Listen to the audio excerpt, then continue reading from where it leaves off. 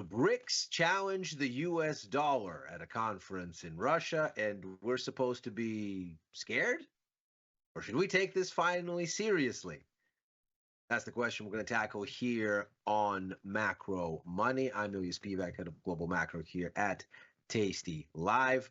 If you're watching this on YouTube, like and subscribe as ever. What we're going to unpack here is this conference that we've just seen happen in the Russian town of Kazan. That's on the Volga River. The BRICS summit, this time being hosted by Russia, because, of course, Vladimir Putin didn't attend last year's gathering in Johannesburg, lest he be arrested on an international criminal court warrant following the invasion of Ukraine. But here on Russia's own territory, he wanted to make the pitch for an alternative system of global payment that does not include the US dollar. And gathered with him were the other representatives of the original BRICS bloc. That's an acronym that stands for Brazil, Russia, India, China, and South Africa. And alongside them, members of a bunch of prospective new entrants into the group, as well as the latest ones that were added in the first and most recent expansion: Egypt, Ethiopia, Iran, and the United Arab Emirates. Obviously, this was something of a receptive audience for a pitch that sought to say the world could use an outlet that is not controlled by the US and its allies for global payments. And that was meant to be the crux of this gathering. A bunch of other countries that are in overlapping spheres of influence, for example, Turkey, also attended. And what we're going to do is we're going to see just how viable all of this is and how much of a threat to the status quo. So consider first, the BRICS acronym was coined by Jim ONeal, a former economist and strategist at Goldman Sachs. He coined it back in 2001, not because the countries had anything to do with each other per se, other than they were five attractive emerging market destinations in his then analysis. So let's consider what Jim ONeal has had to say, since he did coin this thing, at the onset or just before this summit. Needless to say, he does not mince words. The BRICS still don't matter, Jim says. The annual BRICS summit is an ideal occasion for political leaders like Vladimir Putin to promote a vision of a world that the United States does not lead. But each year also brings further confirmation that the grouping serves no real purpose beyond generating symbolic gestures and lofty rhetoric. This is from Jim ONeal himself via Project Syndicate.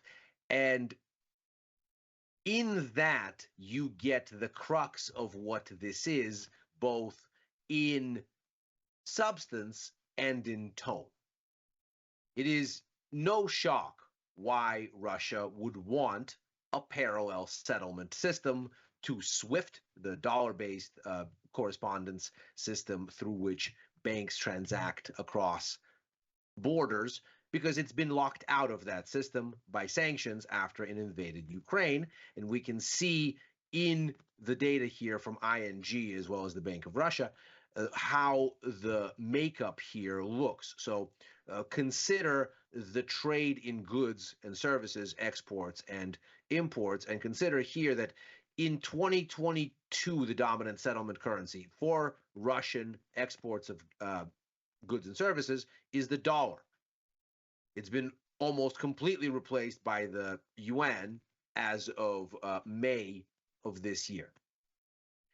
Imports, fairly even split, but the dollar has the biggest share at 32%. It's been overtaken by, of course, the domestic market, but China is the biggest external one. Looking at different turnover in currencies. This is OTC, over the counter. This is on the Moscow exchange. Here, of course, overwhelmingly rubles, now increasingly also yuan. Same thing here. Overwhelmingly rubles, now much more a share of yuan.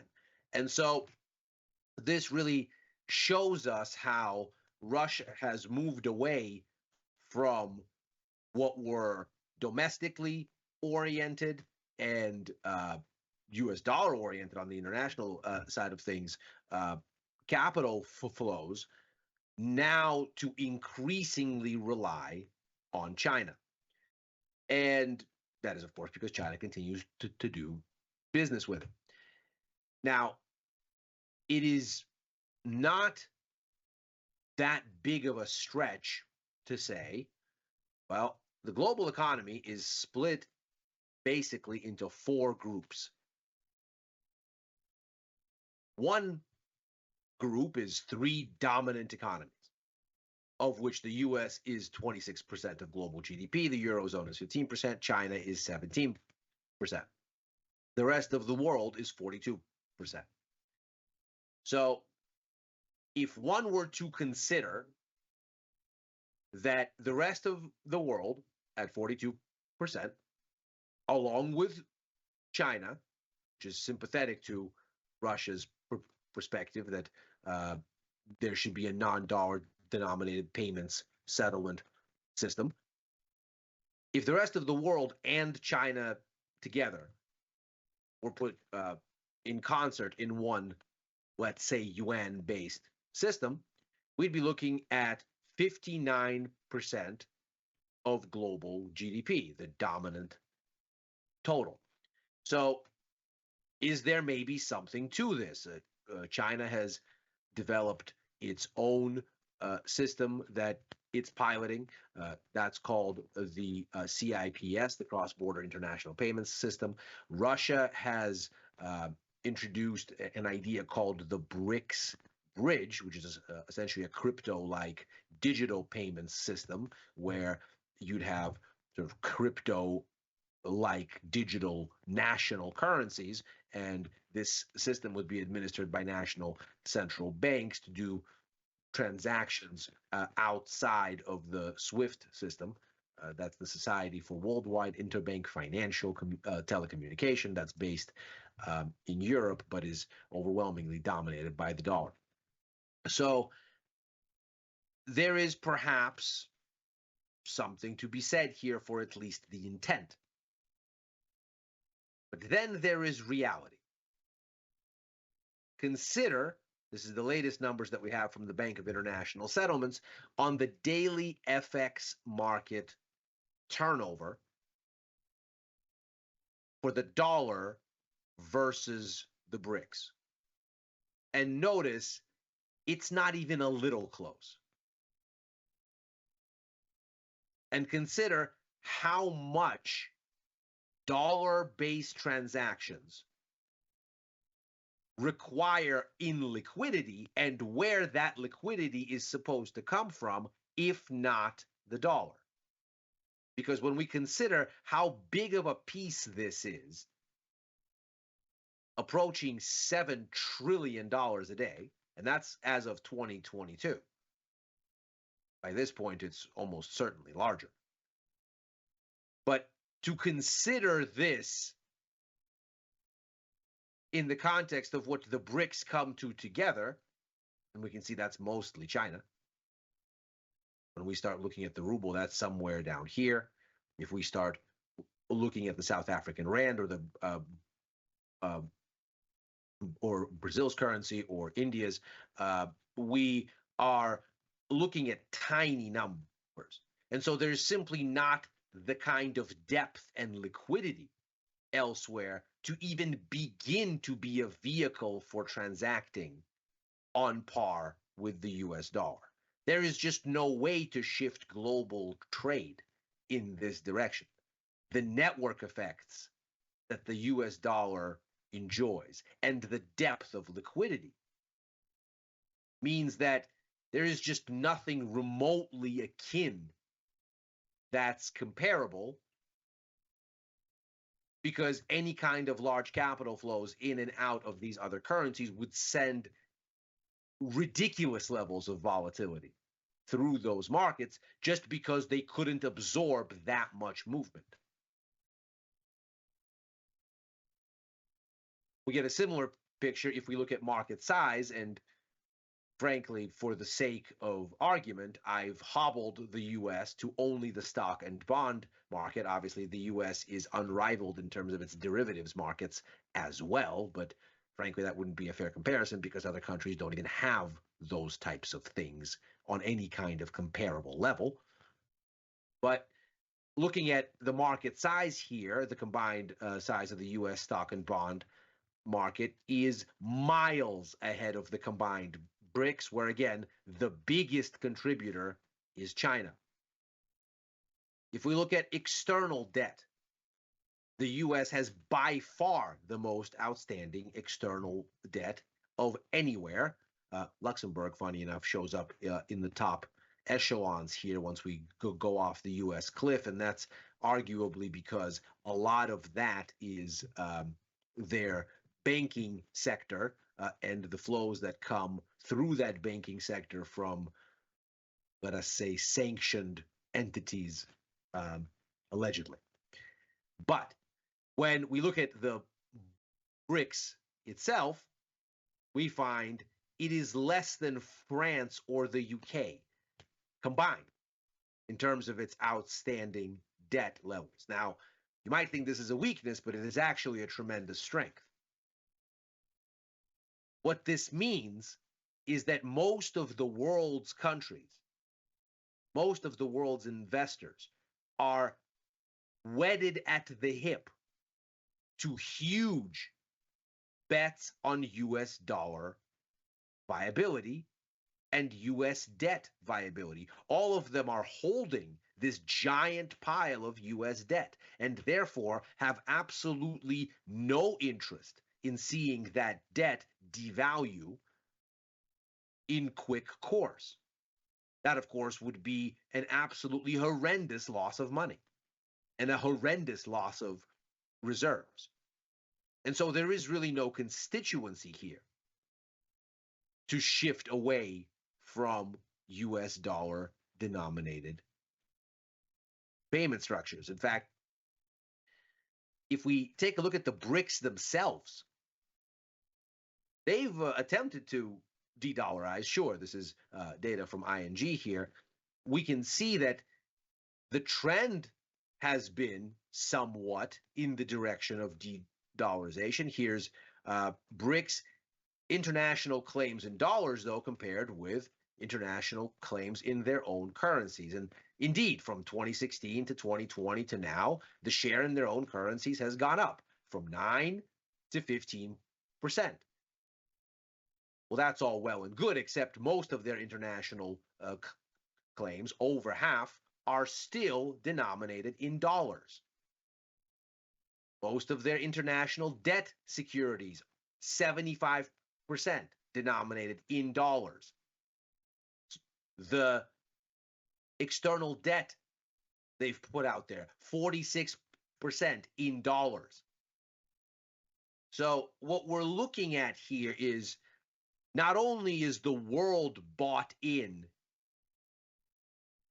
and exists in a place where there is no interest in upsetting the balance of the US dollar system, the BRICS themselves are deeply vulnerable. So great is the US dollar's influence here that the recent outperformance in US economic outcomes has seen a rethink of Fed policy expectations that has spilled over into the rest of the world. And this is where this becomes a tradable thesis. So consider the latest purchasing manager index data that we just saw come out over the past 24 hours. For the US, composite growth, this is including services and manufacturing, is hovering at the same 12-month high, give or take, that was set back in May.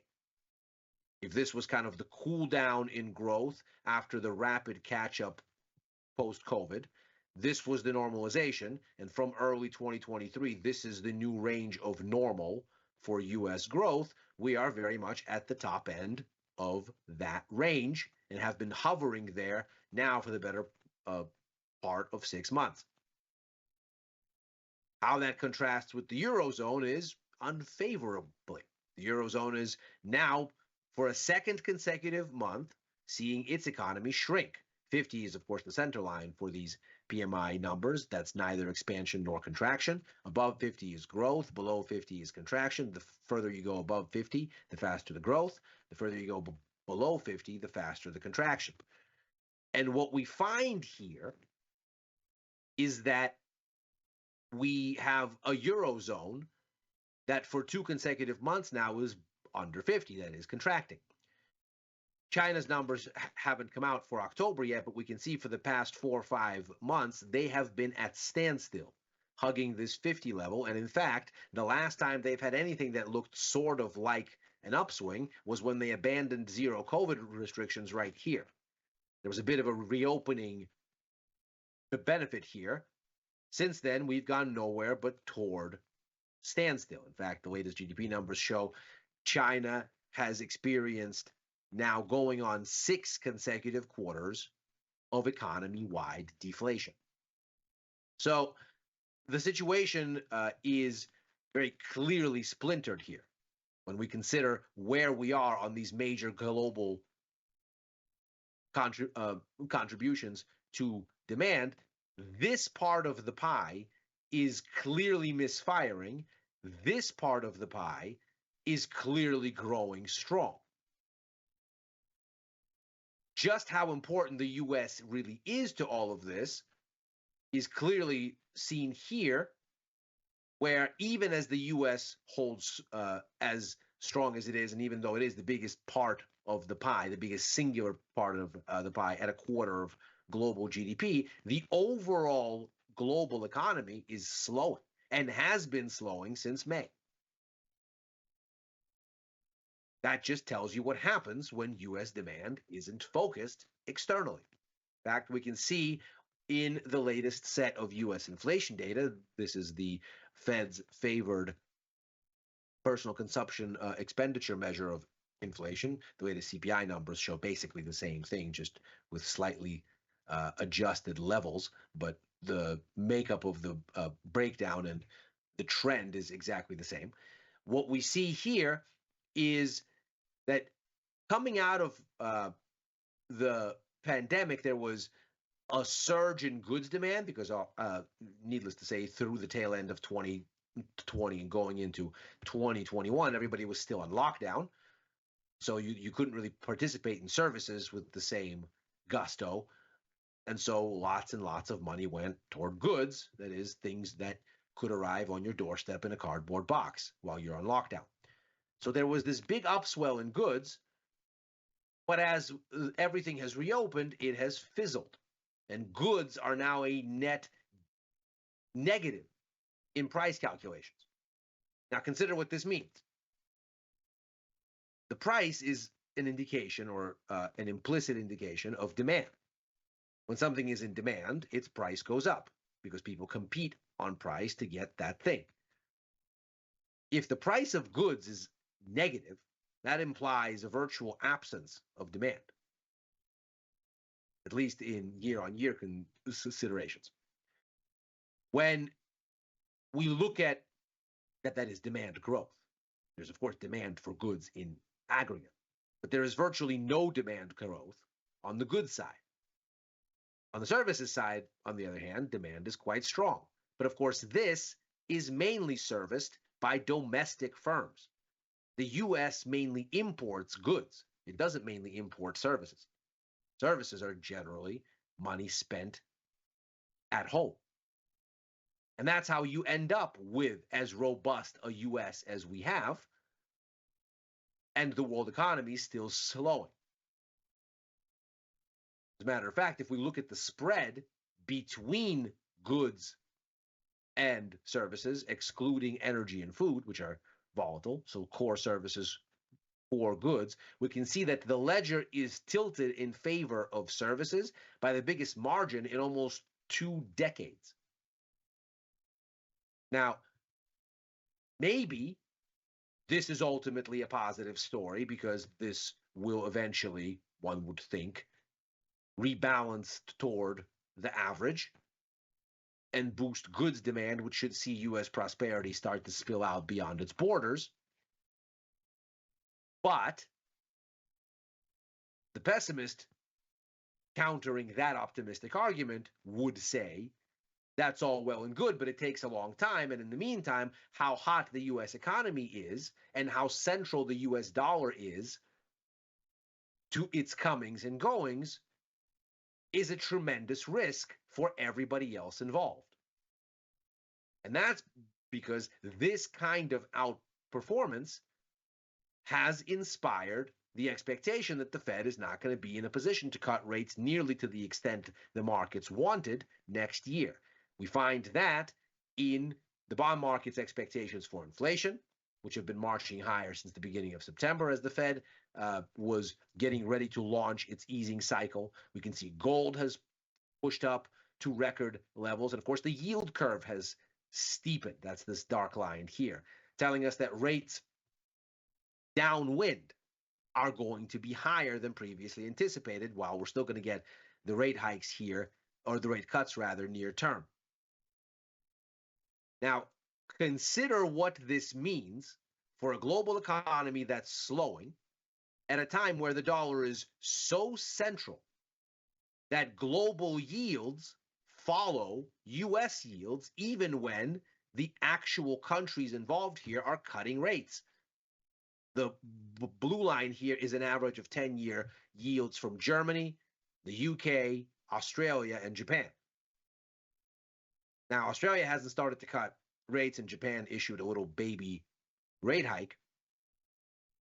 Both the UK and the European Central Bank are aggressively cutting. Notice around this recent reheating of the U.S. economy, when U.S. yields went up with that steepening of the yield curve, so too did this average of non-U.S. yields. And that is because of this. When you increase the cost of borrowing dollars, you increase the cost of borrowing, full stop and period, because the globe transacts in dollars. And the upshot here is that if this hot U.S. economy continues to be this hot, and indeed that continues to drive up yields, we're going to end up with a situation where a global economy that's shrinking is facing rising borrowing costs, which of course makes it vulnerable to some sort of growth negativity, perhaps even a recession, not because everything is faltering together, but because the U.S. is in fact so hot that it is scorching everybody else. So all these pronouncements from the BRICS are all well and good, as Jim ONeal says here. They're big on symbolic gestures and lofty rhetoric, but the reality of the situation is very dollar-centric and perhaps even precarious for that. This is Macro Money for today. We're here Monday through Thursday, right after overtime, a show that I co-host with Chris Vecchio and Dylan Radigan, looking at the Wall Street close and where that might lead things there from. I'm on with Chris for Futures Power Hour on Fridays and Mondays, on with Victor Jones for The Price of Truth on Wednesdays, on with Victor and Tom for First Call on Sundays, writing for the News and Insights portion of tastylive.com, and commenting on the platform formerly known as Twitter at Ilya Spivak. Thanks very much for joining. Macro Money's back next week.